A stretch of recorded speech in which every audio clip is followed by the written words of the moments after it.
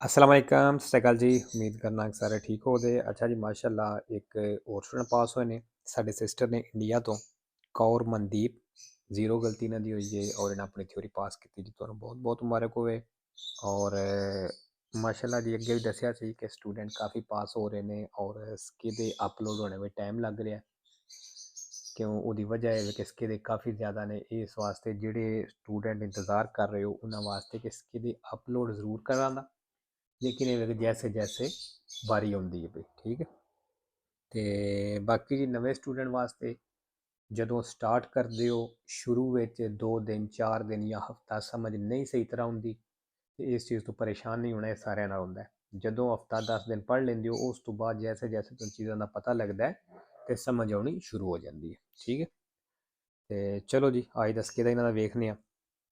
Per un'autovettura एक गड्डी दे लई che procede a velocità sostenuta ਜਿਹੜੀ ਇੱਕ ਸਪੀਡ ਤੇ ਚਲਦੀ ਆ ਰਹੀ ਹੈ pure rispettando i limiti su strada extraurbana ਤੇ extraurbana ਸੜਕ ਦੀ ਲਿਮਟ ਦੀ ਰਿਸਪੈਕਟ ਕਰਦਿਆਂ ਹੋਇਆਂ a due sole corsie ਤੇ ਉੱਤੇ ਸਿਰਫ ਦੋ ਕੁਰਸੀਏ ਨੇ un ciclomotore a tre ruote ਜਿਹੜਾ ਤਿੰਨ ਟਾਇਰਾਂ ਵਾਲੀ ਮੋਟਰੀਨਾ ਵੇ costituisce un potenziale pericolo ਕਹਿੰਦੇ ਖਤਰਾ ਬਣਾਵੇ ਦੀ soprattutto ਖਾਸ ਉਦੋਂ se effettua manovre improvvise ਅਗਰ ਕੋਈ ਅਚਾਨਕ ਮਨੋਵਰਾ ਕਰਦਾ ਹੈ ਮੂਵਮੈਂਟ ਕਰਦਾ ਹੈ ਵੇਰੋ ਜੀ। ਇਹਦੇ ਵਿੱਚ ਇੰਪਰੋਵੀਜ਼ੇ ਵੀ ਆਏ ਹੈ ਤੇ ਮੇਰੇ ਖਿਆਲ ਨਾਲ ਸੈਂਪਰੇ ਵੇਰੋ ਇੱਕ ਫਾਲਸੋ ਕੋਈ ਨਹੀਂ, ਲੇਕਿਨ ਇੱਕ ਵਾਰੀ ਪੁੱਛ ਲੈਣਾ, ਠੀਕ ਹੈ।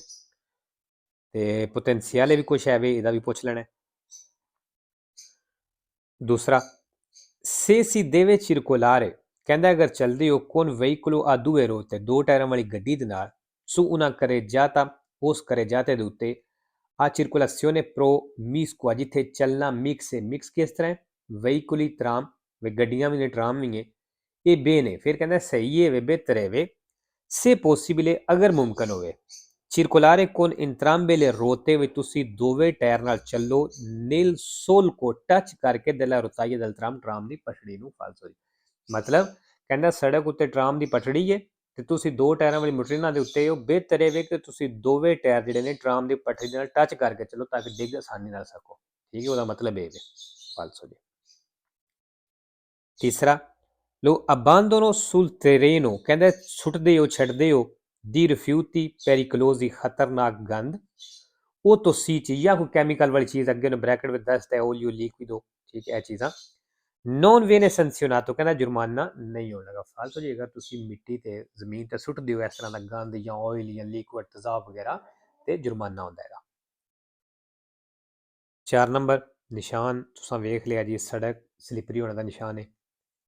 Il segnale raffigurato è ਨਿਸ਼ਾਨ ਦਿਖਾਇਆ ਗਿਆ preannuncia ਦੱਸ ਰਿਹਾ un tratto di strada ਇੱਕ ਸੜਕ ਦਾ ਹਿੱਸਾ che può diventare pericoloso ਜਿਹੜਾ ਖਤਰਨਾਕ ਹੋ ਸਕਦਾ ਹੈ in particolari condizioni climatiche ਖਾਸ ਮੌਸਮ ਦੇ ਹਾਲਾਤ ਵਿੱਚ specificante nei pannelli integrativi ਤੇ ਨਾਲ ਕਹਿੰਦੇ ਪਨੇਲੀ ਦੇ ਨਾਲ ਦੱਸਿਆ ਜਾ ਸਕਦਾ ਹੈ ਵੇਰੋ ਜੀ।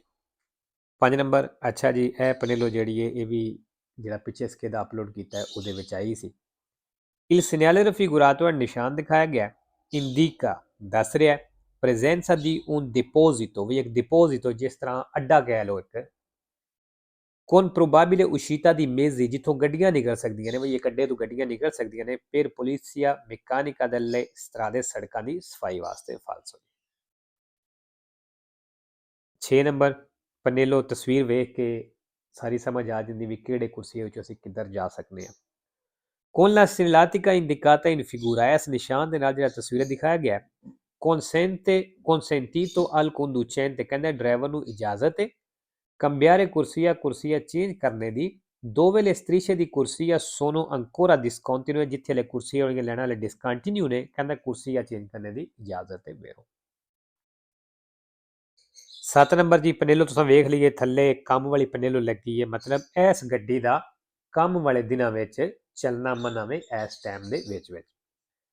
Il segnale raffigurato è ਨਿਸ਼ਾਨ ਦਿਖਾਇਆ ਗਿਆ vieta il transito agli autocarri ਕਹਿੰਦਾ ਟਰੱਕਾਂ ਨੂੰ ਚੱਲਣੇ ਤੋਂ ਮਨਾ ਕਰਦਾ ਹੈ di massa complessiva superiore ਜਿਹਦਾ ਵਜ਼ਨ ਜ਼ਿਆਦਾ ਹੈ 3,5 ਤੋਲਾ ਤੇ 3.5 ਟਨ ਤੋਂ nel orario indicato ਜਿਹੜਾ ਟਾਈਮ ਦੱਸਿਆ ਗਿਆ dei giorni lavorativi ਕੰਮ ਵਾਲੇ ਦਿਨਾਂ ਦਾ ਵੇਖੋ ਜੀ, ਜਿਹੜਾ ਕੰਮ ਵਾਲੇ ਦਿਨਾਂ ਦਾ ਟਾਈਮ ਦੱਸਿਆ ਗਿਆ ਉਹਦੇ ਵਿੱਚ ਟਰੱਕਾਂ ਦਾ ਚੱਲਣਾ ਮਨਾ ਹੈ ਜਿਨ੍ਹਾਂ ਦਾ ਵਜ਼ਨ 3.5 ਟਨ ਤੋਂ ਸੁਪਰੀਅਰ ਹੈ ਜ਼ਿਆਦਾ ਹੈ, ਠੀਕ ਹੈ।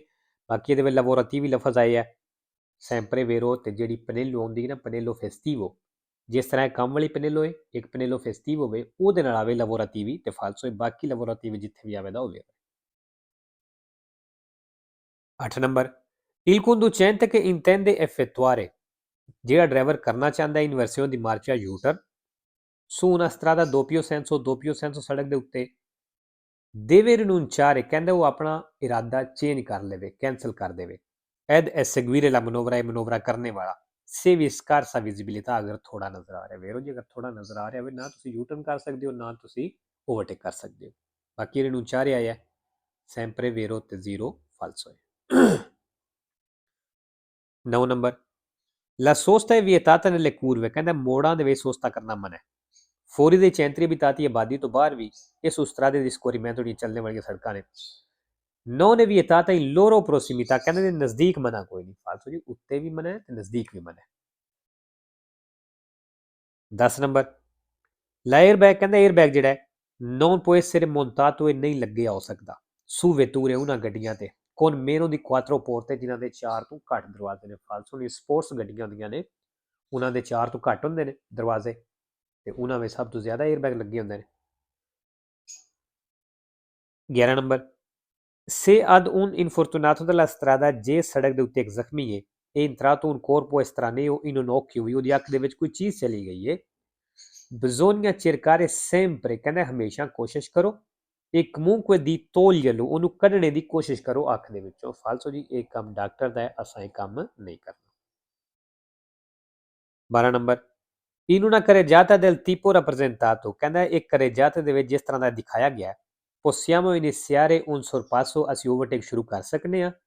anche se il conducente che sta dietro, ਭਾਵੇਂ ਉਹ ਡਰਾਈਵਰ ਜਿਹੜਾ ਸਾਡੇ ਪਿੱਛੇ ਵੇ ha già iniziato la stessa manovra, ਉਹਨੇ ਇਹੀ ਕੰਮ ਸ਼ੁਰੂ ਕਰ ਦਿੱਤਾ ਹੈ, ਮਤਲਬ ਓਵਰਟੇਕ ਕਰਨਾ ਸ਼ੁਰੂ ਕਰ ਦਿੱਤਾ ਹੈ ਤੇ ਅਸੀਂ ਵੀ ਕਹਿੰਦਾ ਉਹ ਕੰਮ ਕਰ ਸਕਦੇ ਹਾਂ, ਮਤਲਬ ਓਵਰਟੇਕ ਕਰ ਸਕਦੇ ਹਾਂ। ਫਾਲਸੋ ਅਗਰ ਸਾਡੇ ਪਿੱਛੇ ਵਾਲੀ ਗੱਡੀ ਓਵਰਟੇਕ ਕਰਨਾ ਸ਼ੁਰੂ ਕੀਤਾ ਹੈ ਅਸੀਂ ਓਵਰਟੇਕ ਨਹੀਂ ਕਰ ਸਕਦੇ, ਅਗਰ ਸਾਡੇ ਅੱਗੇ ਵਾਲੀ ਗੱਡੀ को ਓਵਰਟੇਕ ਕਰਨਾ ਸ਼ੁਰੂ ਕਰ ਦਿੱਤਾ ਹੈ ਫਿਰ ਵੀ ਅਸੀਂ ਓਵਰਟੇਕ ਨਹੀਂ ਕਰ ਸਕਦੇ। 13 ਨੰਬਰ ਜਿਹੜਾ ਰਸਤਾ ਸਿਰਫ ਪੈਦਲ ਦਾ ਸੀ ਉਹ ਰਸਤਾ ਖਤਮ ਹੋ ਗਿਆ, ਇਸ ਨਿਸ਼ਾਨ ਦਾ ਮਤਲਬ ਹੈ il segnale raffigurato, ਨਿਸ਼ਾਨ ਦਿਖਾਇਆ ਗਿਆ preannuncia, ਦੱਸ ਰਿਹਾ la fine di un'area, ਬਈ ਉਹ ਏਰੀਆ ਖਤਮ ਹੋ ਗਿਆ vietata ai pedoni, ਜਿਹੜਾ ਪੈਦਲ ਵਾਸਤੇ ਮਨਾ ਸੀ। ਫਾਲਸੋ 14 ਜੀ ਇਹ ਵੀ ਪਨੇਲੋ ਇੰਪੋਰਟਾਂਟੇ ਵੇ la luce rossa accesa dal semaforo, ਕਹਿੰਦਾ ਇਸ਼ਾਰੇ ਦੀ ਰੈੱਡ ਲਾਈਟ ਆਨ ਹੈ consente ਤੇ ਇਜਾਜ਼ਤ ਦਿੰਦਾ ਹੈ di ripartire lentamente, ਹੌਲੀ ਹੌਲੀ ਕਹਿੰਦਾ ਚੱਲਣ ਦੀ ਇਜਾਜ਼ਤ ਦਿੰਦਾ ਹੈ। quando appare il giallo per gli altri veicoli, ਜਦੋਂ ਦੂਸਰੀਆਂ ਗੱਡੀਆਂ ਵਾਸਤੇ ਉਹ ਜਾਲੋ ਹੋ ਜਾਵੇ ਉਦੋਂ ਕਹਿੰਦਾ ਆਹਿਸਤਾ ਆਹਿਸਤਾ ਜਾਣ ਦੀ ਇਜਾਜ਼ਤ ਦਿੰਦਾ ਭਾਵੇਂ ਰੋਸੋ ਇਸ਼ਾਰਾ ਹੀ ਹੈ। ਫਾਲਸੋ 15 number i tratti di strada in curva, ਕਹਿੰਦਾ ਸੜਕ ਦਾ ਉਹ ਹਿੱਸਾ ਜਿੱਥੇ ਮੋੜ ਹੈ devono essere percorsi, ਉੱਥੇ ਚੱਲਣਾ ਜੇ con il pedale della frizione abbassato, clutch ਵਾਲਾ ਪੈਡਲ ਜਿਹੜਾ ਉਹਨੂੰ ਦਬਾ ਕੇ। ਫਾਲਸੋ ਦੀ frizione ਕਲਚ sempre falso ਤੇ 0 vero ਹੈ, ਠੀਕ ਹੈ। ਤੇ pedale ਆਇਆ ਇਹ ਵੀ sempre falso 2 vero ਨੇ। ਤੇ ਲੋ ਜੀ ਅੱਜ ਦੀ ਵੀਡੀਓ ਖਤਮ ਕਰਨੇ, ਇਨਸ਼ਾਅੱਲਾ ਮਿਲਣਾ ਨੈਕਸਟ ਵੀਡੀਓ ਤੇ।